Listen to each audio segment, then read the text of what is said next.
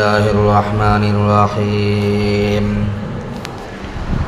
الحمد لله وكفى وسلام على عباده الذين اصطفى أما بعد فأعوذ بالله من الشيطان الرجيم بسم الله الرحمن الرحيم ألم تر إلى الذين نهوا عن النجوى ثم يعودون لما نهوا عنه ويتناجون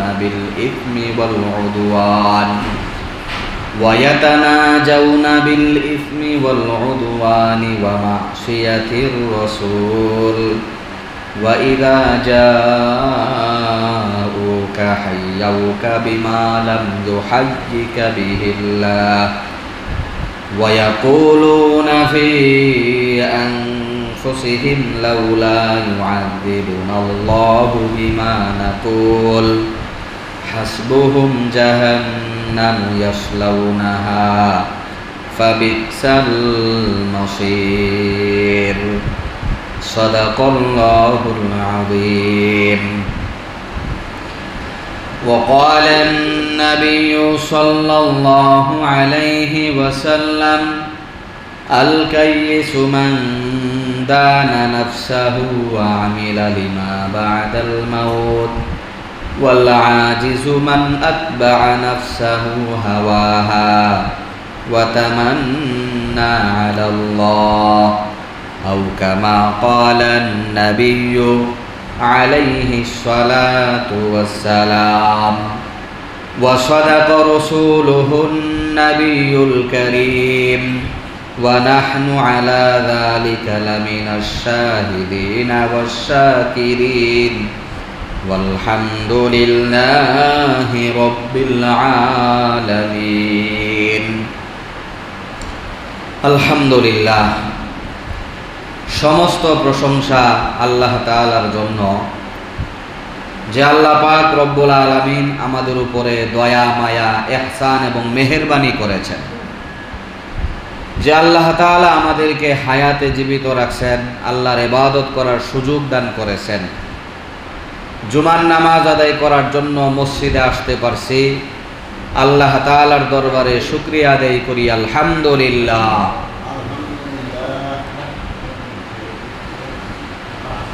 সম্মানিত উপস্থিতি, আমরা আজকে সূরাতুল মুজাদালার ৮ নম্বর আয়াত তেলাওয়াত করেছি। কিঞ্চিত আলোচনা করার চেষ্টা করব ইনশাআল্লাহ। এই আয়াতের মধ্যে আল্লাহ পাক রব্বুল আলামিন কিছু নিষেধ জিনিসের আলোচনা করেছেন এবং আল্লাহ তাআলা যে জিনিসকে নিষেধ করেন, আল্লাহর নবী যেটাকে নিষেধ করেন, ওই নিষেধ করা কাজটা যদি উম্মতে করে তাহলে তাদের কি ধরনের শাস্তি হবে, কেমন শাস্তি হবে, এটাও আল্লাহ তাআলা এই আয়াতের মধ্যে বলেছেন। আল্লাহর হুকুম না মানলে শাস্তি দিবে। এখন কেউ শাস্তির কথা শোনার পরে যদি অহংকারী হয়ে যায়, আমি আল্লাহর কথা মানলাম না, দেখি আল্লাহ তাআলা আমারে কি শাস্তি দেয়, এমন অহংকারী হইলেও এটা সম্পূর্ণ নিজের ক্ষতি। এটা সম্পূর্ণ কার ক্ষতি? এটা নিজেরই ক্ষতি। আল্লাহ তাআলার আযাব এবং গজব সহ্য করতে পারবো এরকম কোন সৃষ্টি এই দুনিয়ার মধ্যে নাই। এমন কোন সৃষ্টি এই দুনিয়ার মধ্যে নাই। বিশাল আসমান থেকে শুরু করে বিশাল জমিন পর্যন্ত, আর মানুষ তো হলো ছোট্ট একটা প্রাণী। এই বিশাল থেকে ছোট্ট প্রাণী পর্যন্ত কোনো মখলুকই আল্লাহ তাআলার আযাব এবং গজব সহ্য করতে পারবে না, পারবে না, কোশ্চিন কালেও পারবে না। আল্লাহর আযাব এবং গজব বোঝার জন্য আল্লাহ তাআলা যে সিম্পল এবং সাধারণ কিছু বিষয় দুনিয়াতে দিয়েছেন, এগুলোই তো আমরা সহ্য করতে পারি না। শীত আর গরম সিম্পল একটা জিনিস, এটাই তো আমাদের সহ্য হয় না।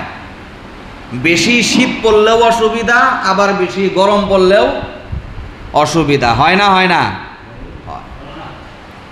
আমাদের বেশি খাইলেও অসুবিধা, আবার কম খাইলেও অসুবিধা, অসুস্থ হয়ে যাই। বেশি খাইলেও অসুস্থ হই, কম খাইলেও অসুস্থ হই, মেডিসিন ব্যবহার করতে হয়। কারোর আবার মেডিসিন দিয়েও কাজ হয় না, মইরা যায়, এই সামান্য অসুখ সহ্য করতে পারে না। তো আল্লাহ তাআলা যে সিম্পল কিছু জিনিস দুনিয়াতে দিছেন, যেগুলো আমাদের জন্য কষ্টের বিষয়, আল্লাহ তাআলার এই সামান্য কষ্টই আমাদের সহ্য হয় না, আর আল্লাহ তাআলার জাহান্নামের শাস্তি আমাদের সহ্য হবে? যেখানে সমস্ত ক্ষমতার মালিক আল্লাহ, ওইখানে আমি অহংকার করলে কি হবে আমার? আল্লাহ তাআলা বলছেন আমার কাছে নত হও, আল্লাহর কাছে নত হইতে হবে আপনাকে আমাকে। আপনি দেশের প্রেসিডেন্ট হওয়ার পরে যদি আরেক দেশের প্রেসিডেন্টের কাছে নত হইতে পারেন, আমি আল্লাহর কাছে কেন নত হইতে পারবো না? আপনি দেশের নাগরিক হয়ে সরকারের কাছে যদি নত হয়ে থাকতে পারেন, আপনি বাংলাদেশের মানুষ আমেরিকার কাছে যদি নত হয়ে থাকতে পারেন, তাহলে আহকামুল হাকিমিন আল্লাহর কাছে নত হইতে আপনার কি সমস্যা? আমার কি সমস্যা? আমার কাছে আযাব গজবের কথা বললেই আমার গুসা আসে। হ্যাঁ, আমি এটা এইভাবে করলাম, দেখি আল্লাহ তাআলা কি করে, আমার দেখার আছে। আপনার আমার কিচ্ছুই দেখার নাই, আপনার আমার কিছুই দেখার নাই, যা দেখার আল্লাহর আছে। সুতরাং আপনার আমার কাজ হইল আল্লাহ তাআলার আযাবের কথা শুনলে ভীত সন্ত্রস্ত হয়ে যাওয়া, আযাব আর গজবের কথা শুনলে ইস্তেগফার করা, এটা আপনার আমার কাজ। আযাব আর গজবের কথা আপনার আমার সামনে আসলে আল্লাহর কাছে মাফ চাওয়ার কথা। আল্লাহর কাছে কি চাওয়ার কথা? মাফ চাওয়ার কথা। আপনার আমার নবী মুহাম্মদুর রাসূলুল্লাহ সাল্লাল্লাহু আলাইহি ওয়াসাল্লাম, যিনাকে আল্লাহ তাআলা আপনার আমার হেদায়েতের জন্য দুনিয়াতে পাঠাইছেন, যেই নবীকে আল্লাহ তাআলা রহমত হিসাবে দুনিয়াতে পাঠাইছেন, যে নবীকে করুণার কান্ডারি হিসাবে আল্লাহ তাআলা দুনিয়াতে পাঠাইছেন, সেই নবীর অবস্থা ছিল, উনি যখন কোরআন শরীফ তেলাওয়াত করতেন, যখন আযাব আর গজবের আয়াত আসতো, নবীজি নিজেই কান্নাকাটি করতেন। আযাব গজবের আয়াত আসলে কি করতেন? নবীজি কাঁদতেন, সাহাবায়ে কেরাম সহ কান্নাকাটি করত। নবীর কোনো গুনাহ নাই, সাহাবায়ে কেরামের গুনাহ পর্যন্ত আল্লাহ তাআলা মাফ করে দিয়েছেন। নবীজি সব সময় সাহাবায়ে কেরামের জন্য দোয়া করছেন, এবং ওনাদের জন্য মাফের ঘোষণা আল্লাহর পক্ষ থেকে আয়াতকে আয়াত নাজিল হইতেছে। আর নবীজি যখন কোরআন পড়তেন, আযাব গজবের আয়াত আসলে নবীজি কি করতেন? কান্নাকাটি করতেন। আযাব গজব তো দূরের কথা, শুধুমাত্র আযাব গজবের আয়াত পড়লেই নবীজি কি করতেন? কান্নাকাটি করতেন, কান্নাকাটি করতেন, আল্লাহর কাছে মাফ চাইতেন, আল্লাহর কাছে মাফ চাইতেন। হাদিসের মধ্যে আসছে হুজুর সাল্লাল্লাহু আলাইহি সাল্লাম এমন ভাবে কাঁদতেন যে ওনার বুকের ভিতর থেকে গরম পানি টকবক করলে যেরকম আওয়াজ আসে, নবীজির বুক থেকে ওই রকম টকবকের আওয়াজ আসতো, কান্নার কারণে, কান্নার কারণে আসতো। অনেক সাহাবায়ে কেরাম আযাব গজবের আয়াত শুইনে বেহুশ হয়ে মরে গেছে, বেহুশ হয়ে মরে গেছে। আমরা তো আজকে মারামারি করবার যায় বেহুশ হয়ে মরে যাই, আজকে আমরা ওই আদালতে যাই বেহুশ হয়ে মরে যাই, আমরা অপারেশন থিয়েটারে অবশ হওয়ার পরে আমরা বেহুশ হয়ে মরে যাই। কিন্তু সাহাবায়ে কেরামের অবস্থা হইল আল্লাহ তাআলার আযাব গজবের কথা শুইনে বেহুশ হয়ে তারা মারা গেছেন, আযাব গজবের কথা শুইনে। আর নবীজি যখন আল্লাহর কোনো নেয়ামতের আয়াত পড়তেন, নেয়ামতের আয়াত, জান্নাতের আয়াত, মাগফিরাতের আয়াত, আল্লাহর দিদারের আয়াত, আল্লাহ তাআলার নাজ নিয়ামতের আয়াত যখন নবীজি পড়তেন, তখন আল্লাহর কাছে ওই নিয়ামতটা চাওয়ার জন্য দোয়া করতেন, চাওয়ার জন্য দোয়া করতেন।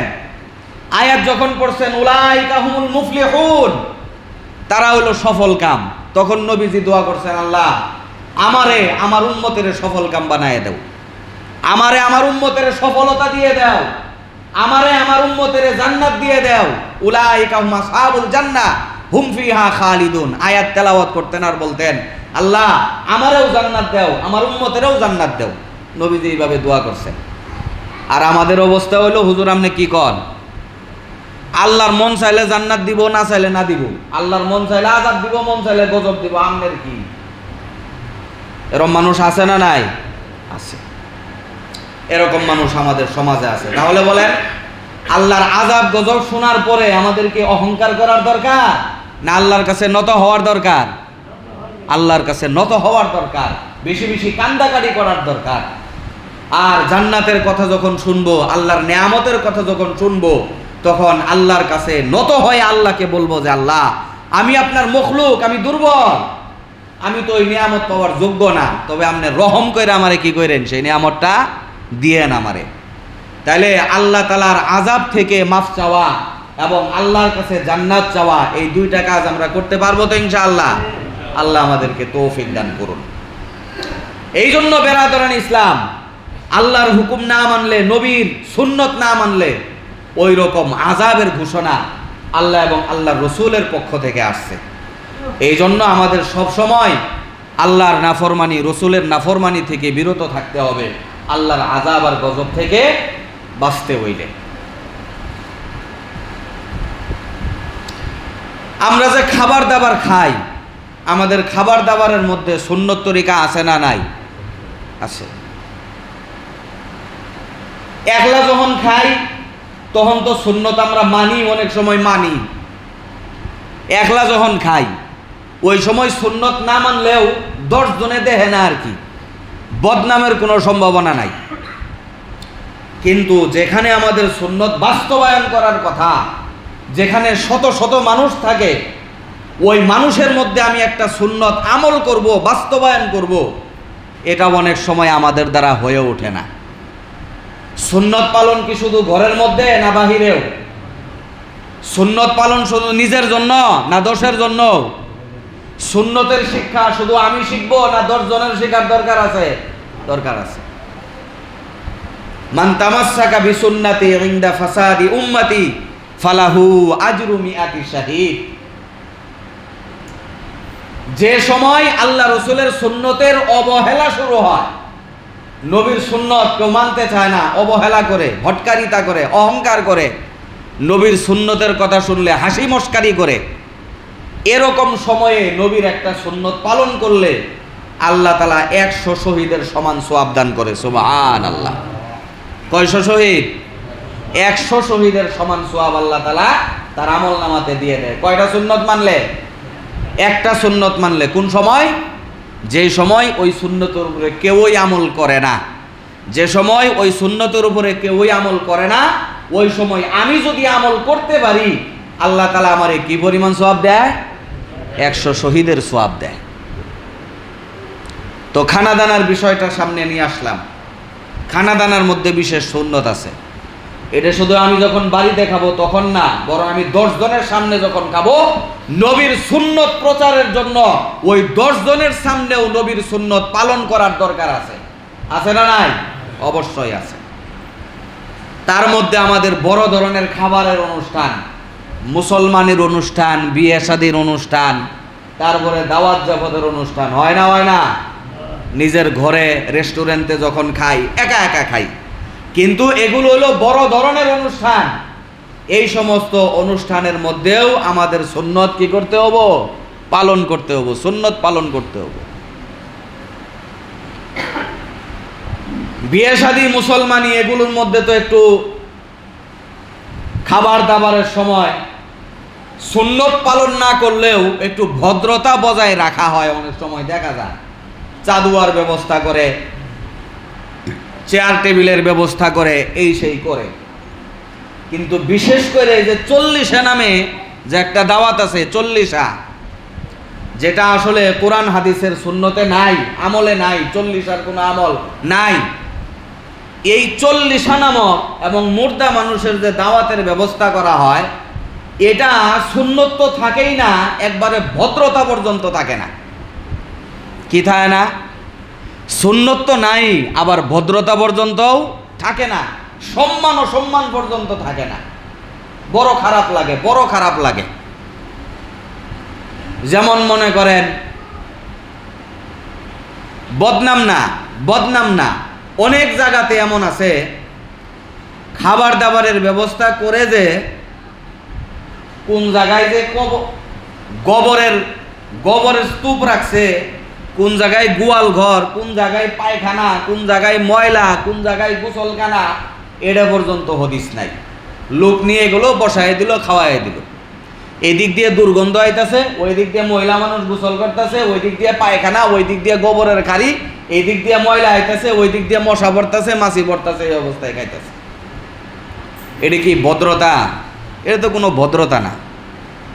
আপনি খাবেন, আপনি যে খাবেন, খাওয়াটা তো আল্লাহর বিশাল বড় নিয়ামত। আমাদের বিজ্ঞান বলে এই খাবারের মধ্যে মাছি যদি পড়ে তাহলে অনেক রোগ জীবাণু ছড়ায়, অথচ আপনি মাছির জায়গাতেই খাবার দিলেন। এটা কেমন হইল? এগুলো ভদ্রতা না, কেউ বেজার হবেন না, এগুলো ভদ্রতা না। আপনি দাওয়াত করে নিয়ে গেছেন, আপনি তাদেরকে সম্মানে খাওয়াবেন। 10 জনের খাওয়ার যোগ্যতা আছে, আপনি 10 জনকে খাওয়াবেন। ভালো জায়গাতে বসে ভালোভাবে খাওয়াবেন, ভালো জায়গাতে বসায় ভালোভাবে খাওয়াবেন, অথবা আপনি যাই দিয়ে খাওয়ান, অন্তত পক্ষে ওই খাওয়ার জায়গাটা তো ভালো হইতে হবে, খাওয়ার জায়গাটা ভালো হইতে হবে। এজন্য আপনাদের কাছে আমি অনুরোধ করব যে খাবার দাবারের যত দাওয়াত জাফতেরই ব্যবস্থা করেন, এগুলো খাবারের জন্য একটা পর্দা পুশিদার ব্যবস্থাও করার দরকার। পর্দা পুশিদা, যেখানে মহিলাদের সাথে বসে খাওয়ার ব্যবস্থা নাই। এমনও দাওয়াত অনেক জায়গায় দেখা গেছে যেগুলোর মধ্যে পুরুষদের সাথে মহিলা পর্যন্ত বসে বসে খাইতেছে। কিসের টাকা?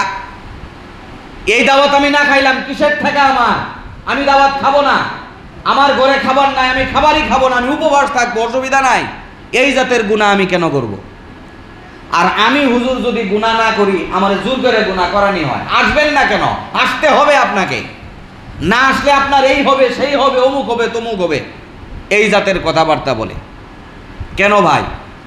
খাবার দাবার আল্লাহর একটা বিশেষ নিয়ামত। এই খাবারের দ্বারা শরীরের মধ্যে যে শক্তি হয়, এই শক্তির দ্বারা আল্লাহর ইবাদতেরও শক্তি হয়, আবার আল্লাহর গুনাহ করারও শক্তি হয়।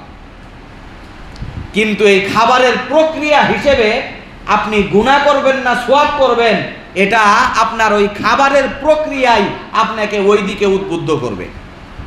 যেমন মনে করেন এই মসজিদের জন্য আপনি একটা জেনারেটর চলাবেন, একটা জেনারেটর চলাবেন।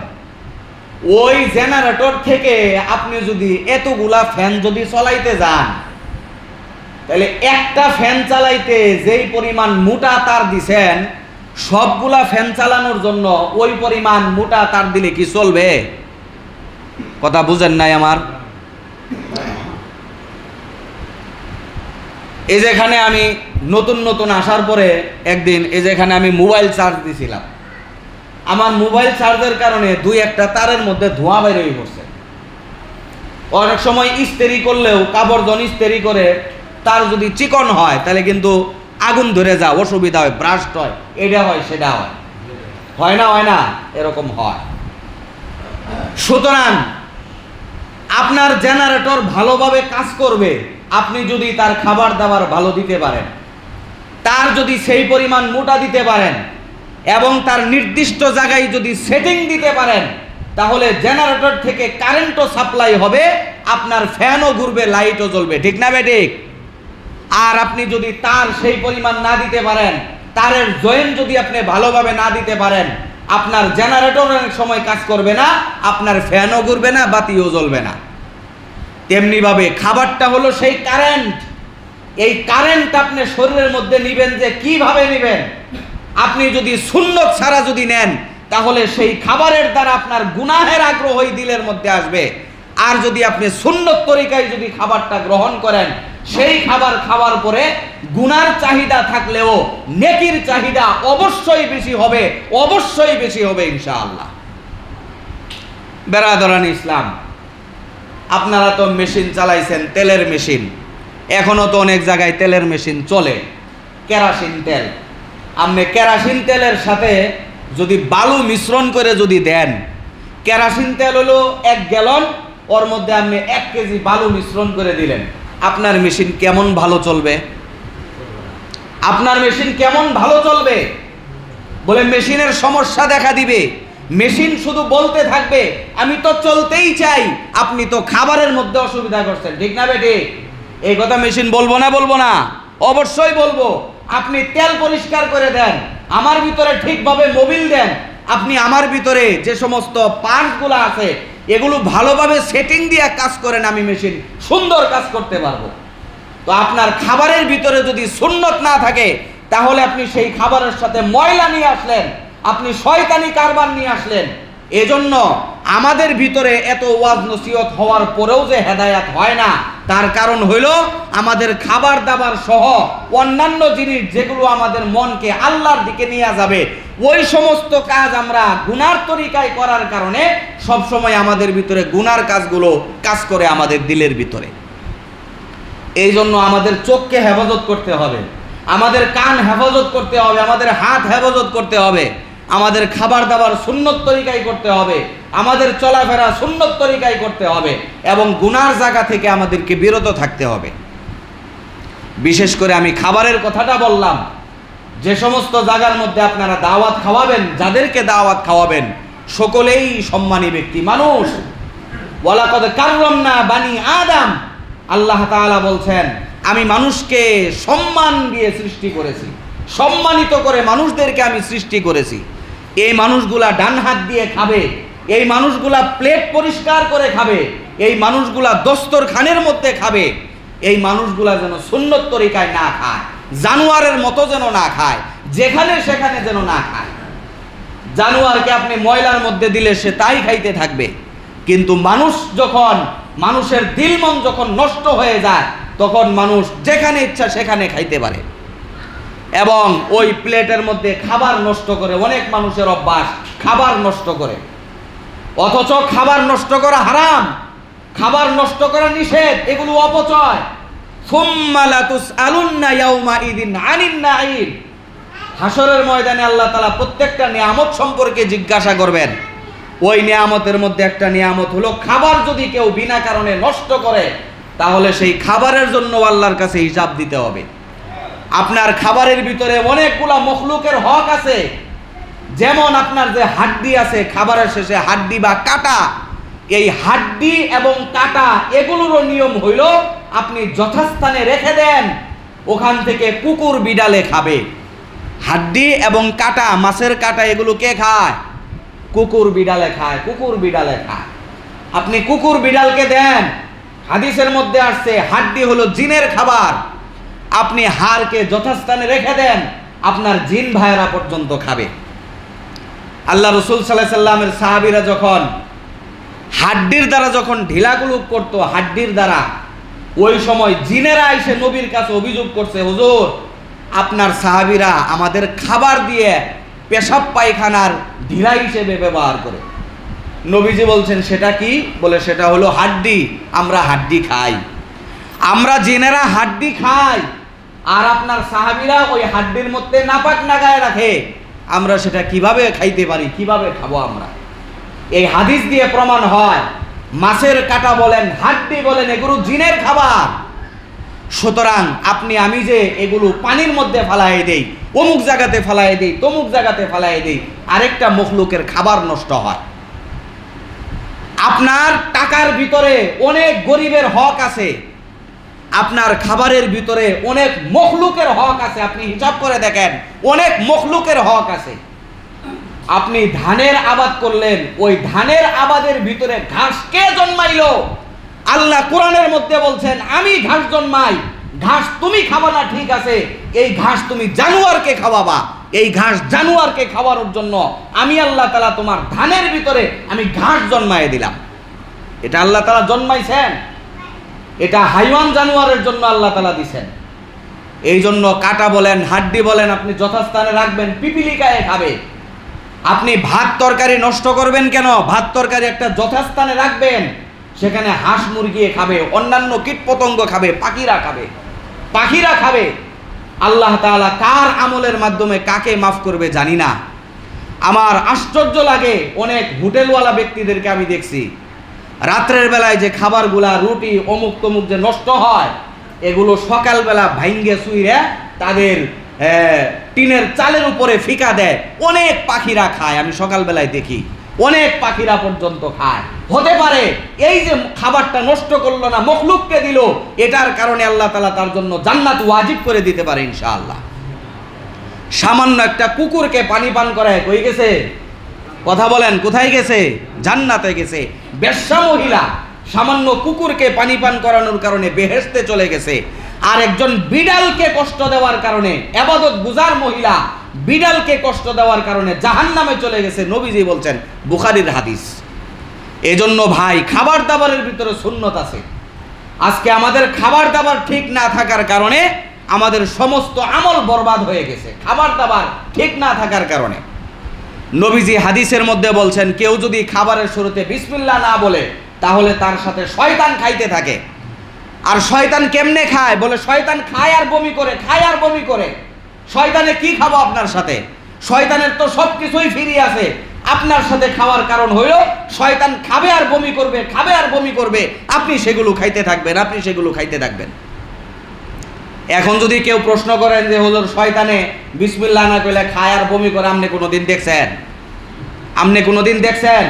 আমি আপনাকে জিজ্ঞেস করবো, আপনি তো অনেক কিছুই দেখেন নাই, সবগুলাই তো বিশ্বাস করে আছেন। আপনারা কেউ করোনা দেখছেন? করোনা নিয়ে ডরান নাই? ডরান নাই আপনারা? কেউই ভয় পান নাই? করোনাতে কেউই দেখেন নাই। কিন্তু শয়তান যে বমি করে, আমাদের নবী বলেছেন, আমাদের নবী বলেছেন, যেই নবীর কথার জন্য আমরা জীবন দিতে পারি, যেই নবীর জন্য আমরা দিন দুনিয়া, এই দুনিয়ার সর্বস্ব আমরা বিলীন করে দিতে পারি, সেই নবী বলেছেন, কেউ যদি বিসমিল্লাহ ছাড়া যদি খাবার খায় তাহলে সেই খাবারের মধ্যে শয়তান বসে খায় এবং বমি করতে থাকে। একজন সাহাবীর শুরুতে বিসমিল্লাহ বলতে মনে নাই, খাবারের মাঝখানে যায় যখন তার মনে হয়েছে আমি তো বিসমিল্লাহ বলি নাই, তাহলে তো শয়তান আমার সাথে খাইলো। ওই সময় উনি দোয়া পড়লেন, বিসমিল্লাহি আউওয়ালাহু ওয়া আখিরাহু। শুরুতে বিসমিল্লাহ মনে না থাকলে এই দোয়া পড়তে হয়, বিসমিল্লাহি আউওয়ালাহু ওয়া আখিরাহু, এই দোয়াটা। যখনই সেই সাহাবী পড়লেন, সাথে সাথেই নবীজি দেখলেন যে শয়তান বমি করে দিল। এবারে প্রশ্ন হইল, শয়তান কই বমি করলো? শয়তান ওই ব্যক্তির প্লেটে আর বমি করতে পারে নাই, বমিটা অন্য জায়গাতে করতে হয়েছে। কিন্তু যেই ব্যক্তি আগাগোড়া বিসমিল্লাহই বলে না, ওই ব্যক্তির প্লেটের ভিতরেই বমি করে, ওই লোকটা সেই বমিগুলোই খাইতে থাকে। এই জন্য ভাই, খাবার দাবার এটা ছোট্ট কোনো জিনিস না। খাবার দস্তরখান বিছিয়ে খাইতে হবে, বিসমিল্লাহ বলে খাইতে হবে। খাবার যে আল্লাহর একটা নিয়ামত, ওই নিয়ামতের সম্মান করে খাইতে হবে। যেখানে সেখানে নাপাক জায়গাতে বসে আপনি খাবেন, এই সুযোগ আপনাকে দেওয়া হয় নাই। পবিত্র জায়গাতে, ভালো জায়গাতে খাইতে হবে, যাতে খানেওয়ালার সম্মান থাকে, খাওয়ানেওয়ালার সম্মান থাকে, এবং ওই খাবারটা খাওয়ার সময় যেন কোনো ঘৃণার উদ্রেক না হয়, এইভাবে খাবারটা গ্রহণ করতে হবে। এই জন্য আমি বলবো, এই খাবারের সাথে আমাদের যে সমস্ত গুনাহ হয়, যেমন বিশেষ করে পর্দা লঙ্ঘন করা হয়, যে কোনো জায়গাতে আমাদেরকে খাবারের ব্যবস্থা করা হয়, ময়লার স্তূপ দেখা হয় না, এই হয় না, সেই হয় না, এইভাবে আমাদের খাওয়াগুলো বন্ধ করার দরকার। এবং খোলামেলা আমরা খাবারের কোনো ব্যবস্থা করব না। অন্ততপক্ষে খাবারের ব্যবস্থা করলে উপর দিয়ে আমরা চাদুয়ার ব্যবস্থা করব। চতুর্পাশে আমরা কিছু রেস্কিন দেওয়ার চেষ্টা করব, যাতে আশেপাশের ময়লা থেকেও যেন আমরা বাঁচতে পারি। বলে হুজুর খরচ আছে তো, খরচ আছে তো। আমি আপনাদেরকে উদাহরণ দেই, খরচটা কেমন। খরচটা এমন, একজন ব্যক্তি গরু কিনলো 1 লক্ষ টাকা দিয়ে কুরবানি দেওয়ার জন্য, অথচ যেই হুজুরে জবাই করে দিল, ওই হুজুরকে হাদিয়া স্বরূপ 500 টাকাও দিতে পারলো না। এই হলো তার কাছে 1 লক্ষ টাকা বড় মনে হয় নাই, এই 500 টাকা তার কাছে বড় মনে হয়েছে। আরে বাপরে বাপ, 500 টাকা দিয়ে দিব হুজুরকে, আমি 500 টাকা দিয়ে দিব? এই হলো অবস্থা। অনেক মানুষ আছে দান করে না, কিন্তু বিপদে পড়লে লক্ষ লক্ষ টাকা তার অনায়াসে চলে যায়। অথচ দানের কথা বললে সে আর দান করে না, ওই সময় দান করে না। দানের কথা বললে বলে কি, আল্লাহ কি ঘুষ খায়? নাউজুবিল্লাহ, আল্লাহ কি ঘুষ খায়? এই জাতের কথাবার্তা বলে। তো আপনাদেরকে বলবো, আপনারা যখন দাওয়াত দিবেন, কাউকে যখন দাওয়াত খাওয়াবেন, অনেক মানুষ বাহিরেই খাওয়ান, অসুবিধা নাই, কিন্তু পরিবেশটা একটু ভালো করেন। একটু চাদুয়া টানান, চতুর্পাশে একটু পর্দা দেন।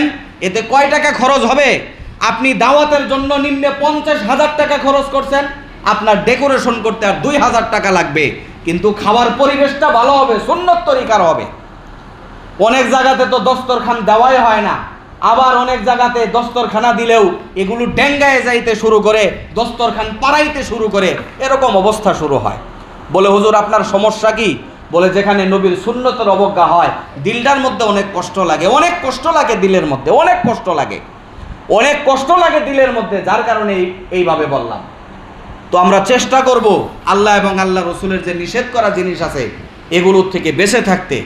বিশেষ করে আল্লাহর নবীর যে সুন্নত আছে, আল্লাহর হুকুম আছে, এগুলো আমরা পালন করার চেষ্টা করব। পারবো তো ইনশাআল্লাহ? আমরা সকলেই চেষ্টা করব। আমাদের সন্তানাদি, আমাদের স্ত্রী পুত্র যারা আছে তাদের সবাইকে এই সুন্নতগুলার শিক্ষা দিব। পারবো তো ইনশাআল্লাহ? আলেমদের সাথে সম্পর্ক করায় দিব, আলেমদের সাথে আমরা বসবো, 2-4-5 মিনিট এক একটা করে মাসআলা আমরা শিখবো, এক একটা সুন্নত আমরা শিখবো, 2-4-5টা মিনিট সময় আমরা আল্লাহ রাস্তায় দিব। পারবো তো ইনশাআল্লাহ? আল্লাহর নবী বলছেন মাজলিসু ফিকহিন খায়রুম মিন ইবাদাতি 60 সানা।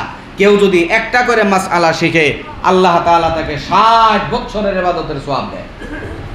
এই জন্য আমরা সকলেই আলেম উলামায়ে কেরামদের কাছে থেকে শরীয়তের মাসআলা শিখে আল্লাহ এবং আল্লাহ রসুলকে সন্তুষ্ট করার জন্য, জান্নাতুল ফেরদাউস অর্জনের জন্য আমরা এই আমলগুলা করব। পারবো তো ইনশাআল্লাহ? আল্লাহ তাআলা আমাদের সবাইকে আমল করার তৌফিক দান করুন। ওয়া আখিরু দাওয়ানা আনিল হামদুলিল্লাহি রাব্বিল আলামিন।